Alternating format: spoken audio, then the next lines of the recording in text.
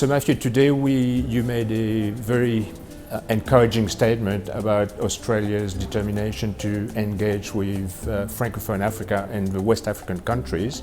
Could you just tell us briefly what your aim is in relation to that now that you're the new Assistant Secretary?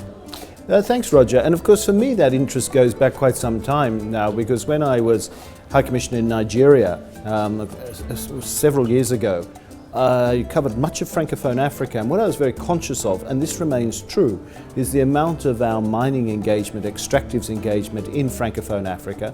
And most recently, of course, I've been ambassador to DRC while in Harare. And Katanga region in DRC is one of our biggest growing areas. So I think Francophone Africa, which actually stretches from your country, Port, in Mauritius, all the way across through DRC and to the west, is a really important part of the continent, and one in which we are engaged and will be engaged, and increasingly even Australians are developing the language skills to engage. Thank you.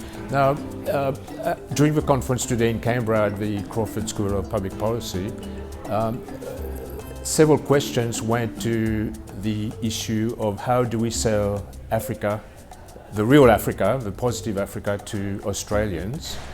And I was wondering if you could tell us your ideas about using the alumni from, in other words, people who've studied in Australia and have gone back. How can we use them as ambassadors to sell Africa to Australians? Well, I think the alumni network is very important. It's important in Africa itself, and what we were doing in Zimbabwe was linking alumni events very closely to our Zimbabwe-Australia Business Council events, and I want to see more of that on the African continent. But I agree with you, Roger, that we should also be using those students who are here, who are receiving awards, use them to tell the stories about the opportunities in their own countries. We can do it through events like Africa Down Under, like this Australia-Africa conference, and they are the best ambassadors for the continent, because they also build those personal connections which will give Australians more comfort as they engage with the continent.